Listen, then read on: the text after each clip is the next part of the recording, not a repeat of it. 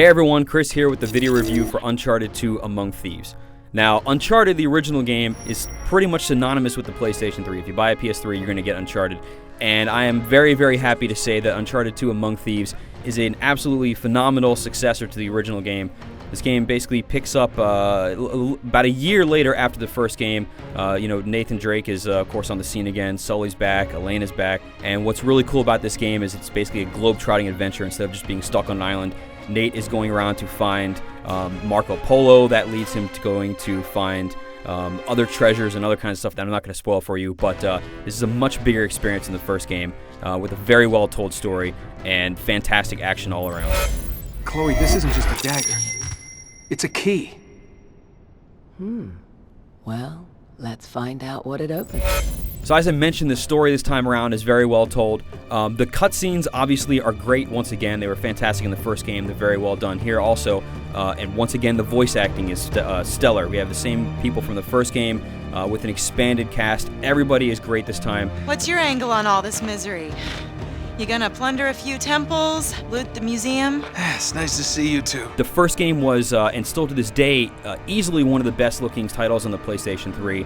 And Uncharted 2 looks even better. Again, the first game still looks really, really good, but when you see this, it is mind-blowing in some of these scenes about how good it looks. The texture detail is phenomenal. You know, it's just a level of polish that is practically unseen in games even today. One last thing that I do want to mention about the presentation for you fortune hunters out there is that, again, you can find treasures on the ground. Once you've beaten a chapter or at least gotten to it, you can choose anywhere that you want to go. So you can jump right back in there and find it, which is really good for you fortune hunters.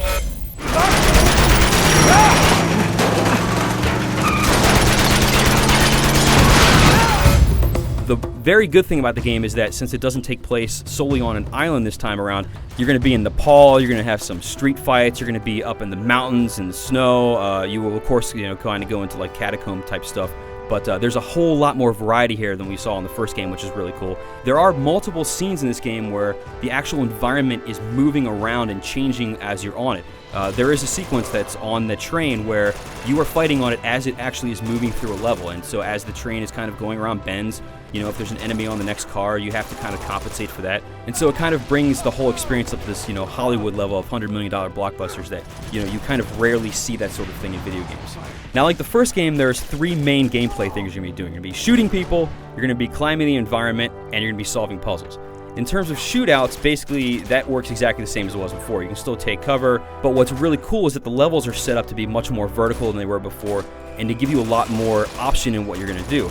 The game is still very linear. You have to go to this very specific point. There's not really a whole lot of option in how you're going to kind of go around a thing, but when you are in a shootout, you can be, I want to go to the roof, or I want to go to the bottom, or I want to hang from this thing, or I want to kind of go around from the back, and it creates this much more dynamic feel to the fights than you had the first time. Now, one thing that actually does help the fighting a lot is, in the first game you could do lots of hand-to-hand combat, and that's a little more refined here, but I'm not really going to go into that. But what is really cool is that you can use stealth a lot better in this game than you can in the first one.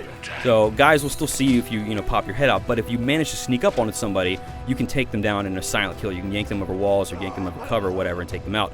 The one bad part about the stealth is that early on in the game there is a segment where you can't be seen. You have to go through kind of stealth, and both myself and Greg Miller, when we played through these, we found it a little bit frustrating because there wasn't as much help beforehand telling you how to do certain things or exactly where to go, and that really is the only segment of the game where I kind of felt like it was kind of misstepping or whatever. But once you get past that, the rest of the stealth and the way that you can use it is great.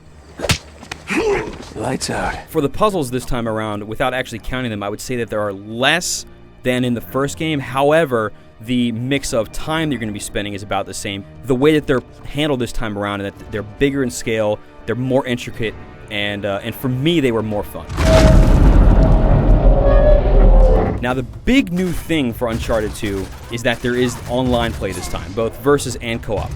For versus play, you get a whole lot of stuff. You have like team deathmatch, and you have elimination, and you have capture the treasure, which is basically capture the flag. What's awesome is that the gameplay you get in the single-player game translates perfectly to online. So you can climb the environment and go up to the roof, or you can hide behind stuff and take cover and all that. So what you learn to do in the single player translates perfectly over to multiplayer, and if you use it well, it will give you a huge advantage. Now, along with versus, there's also the co-op mode, which is not going straight through the story.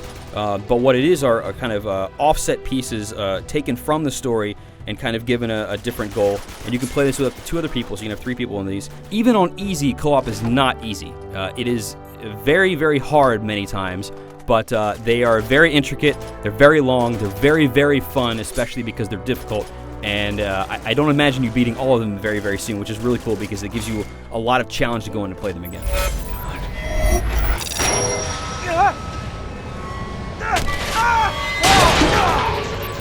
Overall, Uncharted 2 Among Thieves is a fantastic game. It's a great single-player experience with very, very few flaws. The online is super fun, both versus and co-op, and basically it's a game that will, give you 10 hours or so single player, and then possibly hundreds of hours online, depending on, how long you want to get in there and find treasures and kill people. So anybody with the PlayStation 3 absolutely must play this. Not that you weren't going to anyway. For the full written review, climb on over to IGN.com.